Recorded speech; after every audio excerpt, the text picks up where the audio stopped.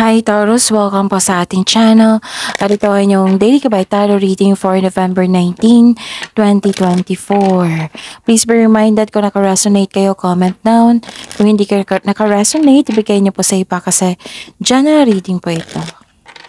This is for you Taurus ngayong November 19, 2024.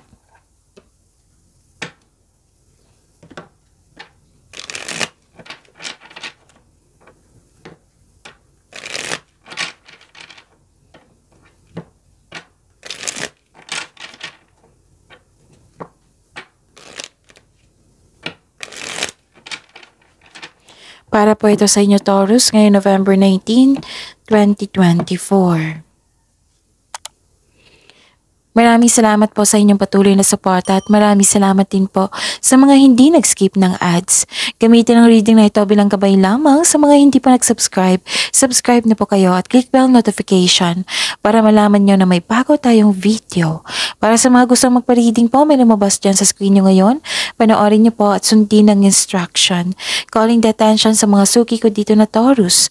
Open na po inyong monthly gabay tarot reading for November 2024. May 6 months from now reading tayo at love life reading po. So message me Taurus for schedule. Maraming salamat po. Spirits Guide, mga ganap po para kay Taurus ngayong November 19, 2024.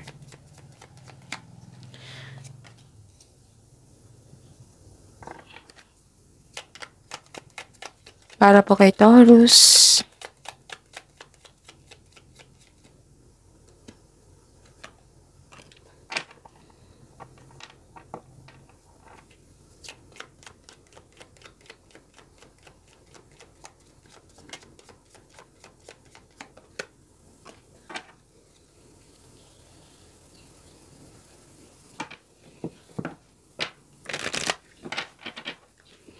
Spirits Guide, mga mensahe po para kay Taurus ngayong November 19, 2024.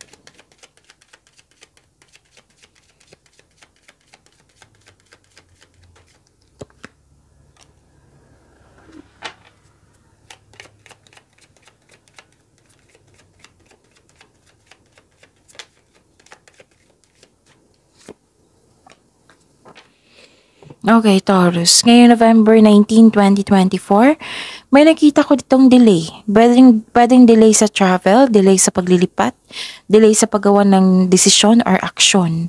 Nakita ko rin dito na may blockages. Nakita ko rin dito na may concern kayo sa isang tao na mahirap kausap.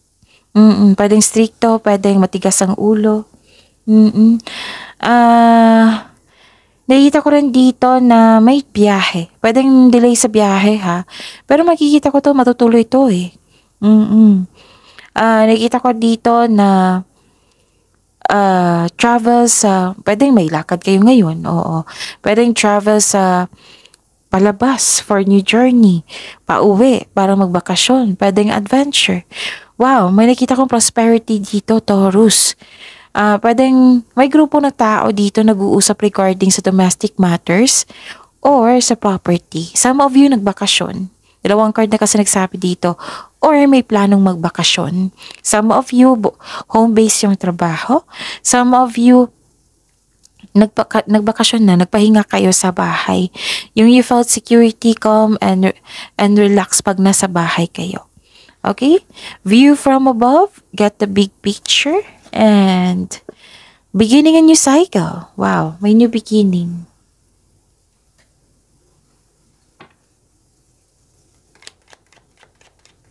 Spirits Guide. Energy po ni Taurus ngayong November 19, 2024. The clarification of this card po.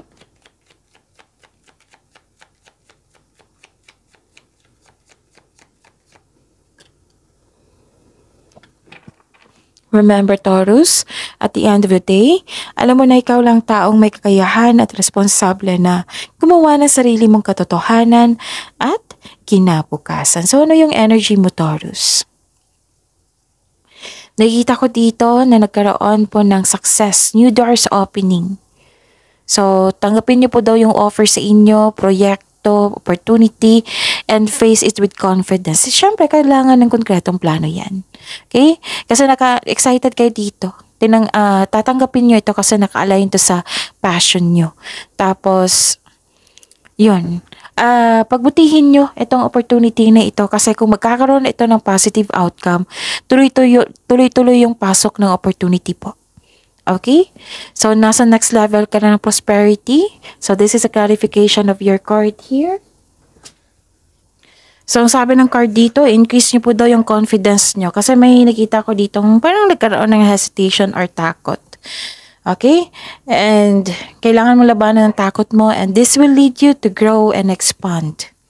So, magiging busy kayo, work your skills. So, claim the success and opportunities na dumating sa iyo. Okay? At saka, ano pa? Nakikita ko rin dito, Taurus na, anong tawag nito? May selos, self-centered na tao, may taong hindi nabigay ng halaga. Mag-uusap kayo nito. Pero kung paulit-ulit na lang po yung sitwasyon, sabi ng card dito, better to have a healthy disconnection. Pero at the end of the day, kayo po ang magdesisyon niyan. Okay? Kayo po ang masusunod. Choice niyo yan eh. Spirits guide. Career and money po ni Taurus ngayong November 19, 2024.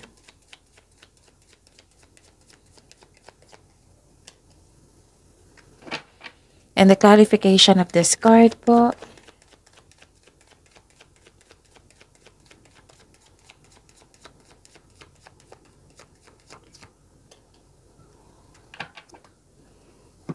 Okay. Nakikita ko dito na nagkaroon po ng may naalala kayo sa nakaraan. Na pwede din na may pagbabago dyan na nangyari. Na parang mas gusto mo yung nakaraan. Yun. So ending the situation means new opportunities coming. A new beginning po. It might be uncomfortable kayo sa pagbabago na ito. Pero magtiwala po. Magtiwala sa universe. Magtiwala sa inyong sarili. And listen to your intuition also. Okay? Ano pa? Kailangan yung alagaan nyo yung career at money mo. Kaperahan nyo po. Sabi ng card dito. Pwede din may concern ka sa isang tao na materialistic. Oo. Kailangan yung mag-save ng money. Control on overspending. Pwede may concern sa isang tao na materialistic. Okay? Pwede din. And focus po daw kayo sa emotional and mental stability. You need to relax and listen to your intuition. So, dalawang card na nagsabi niyan na makinig kayo sa inyong intuition. Kung hindi nyo alam kung paano makinig sa inyong intuition, i-search nyo po sa Google. Oo.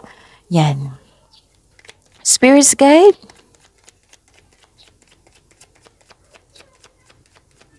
Love life, self-love, partnership, and romance ni Taurus. In November 19, 2024.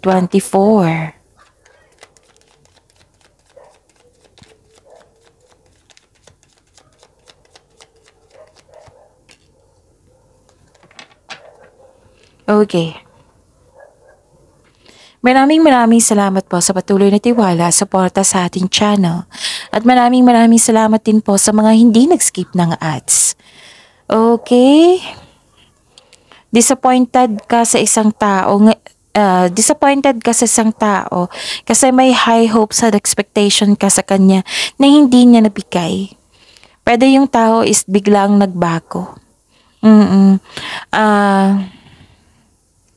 May tao dito na hiningan mo ng tulong pero hindi siya handang magbigay ng tulong sa'yo.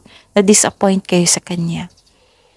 At nakikita ko rin dito na tension, may concern sa irresponsable. Oo, pwedeng nagkaroon kayo ng tension regarding sa money, yung materialism po, materialistic. So, ang sabi ng card dito, pinupush ng cards nyo na control on overspending, mag-save po daw kayo ng money. Okay? Taurus, pagyamanin yung blessings na binigay sa inyo dito. See you tomorrow. Please like, subscribe, and click the button for notification para updated po kayo sa daily tarot reading natin. Maraming salamat po.